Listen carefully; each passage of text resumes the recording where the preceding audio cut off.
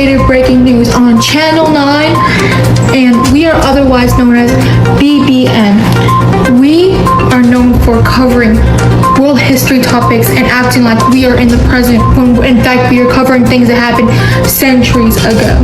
You know, I'm your host, Mariah, and today we are going to be covering West Africa in the 1450s to the 1750s. Yeah, I don't know why I have a microphone as I don't know why I have a cake pop as a microphone, but you know, we're on a budget. Like, please fund us, please. I don't know what made you think we're gonna fund y'all's lame news channel, but I guess you thought wrong. West Africa was doing pretty good. Until, like, you know, actually, let me stop. They were selling gold and salt, which helped them prosper, it helped them climb the ranks, build a name for themselves. They were basically one of the top in the trading world because of their gold and salt. And you know, man took all the moves of real. Yeah, so it was doing pretty good for them, like, until the Europeans, colonizers, came, and they were like, you know what, let's trade people instead. Not a good idea, obviously, because West Africa went from here to there. They plummeted, they just, everything dropped for them, it fell down. Everything, like, shot. Well, it was, I guess, slowly, like, they weren't as gifted in the economy as much as they were before. But yeah, there was just a lot that led to this downfall of theirs, but slavery was the first thing that catapulted, I guess. Yeah. Rulers and traders were thinking at this time, like, this is going great for us because, like, we get power, we get money, we get weapons, you name it, everything good at the time. They got it because of slavery, but it's not great if you're the one being taken, am I right? Also, they're just like they're not doing as good as they were whenever they had gold and salt. Millions of Africans at this time were being forced onto ships to slave away in the Americas. Most of these people on these trips don't make it. Like, they don't survive the trip. And, like, if someone is taken in the village, they're never seen again. Like, because they were obviously taken to be slaves. And now, I, your host, will be meeting with a time traveler who is also a villager at this time. His name is Bakari, and he's totally not me. Yeah.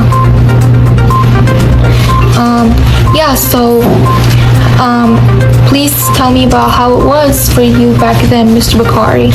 Hi, my name is Bakari.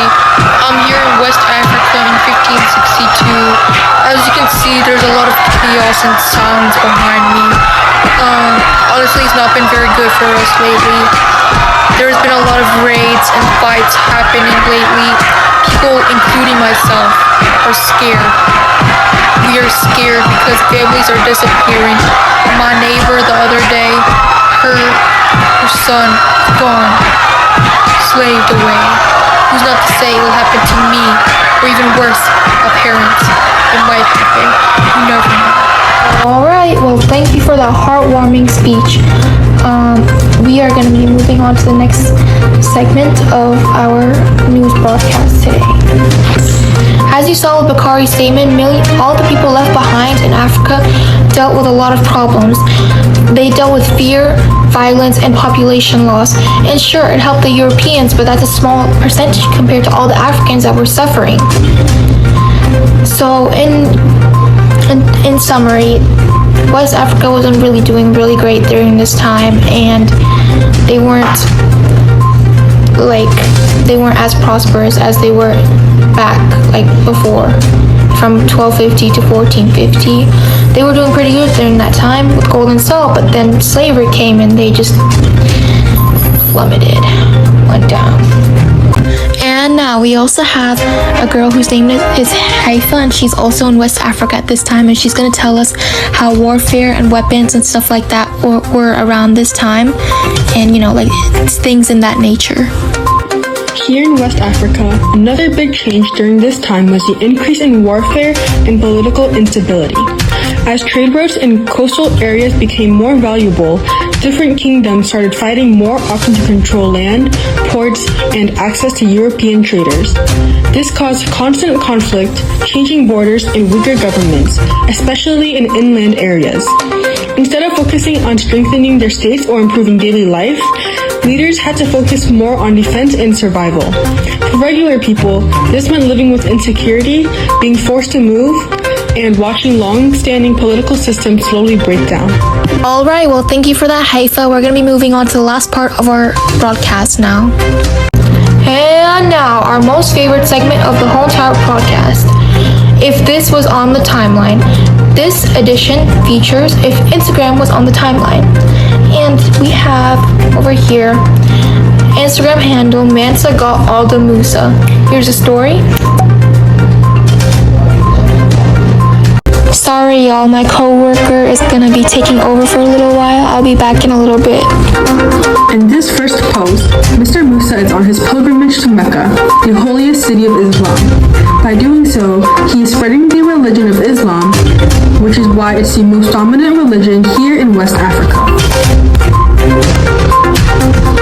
The second post is showing his hefty amount of gold established through the Trans-Saharan trade route. The gold led to his insane wealth, but it also led to a decrease in value over time, which we'll get into in the last poll. Now, this is showing the ivory traded. Ivory originated from Africa, but some of the Portuguese stopped by to pick some up during their trading posts and used it for art. Here are the salt mines in Mali.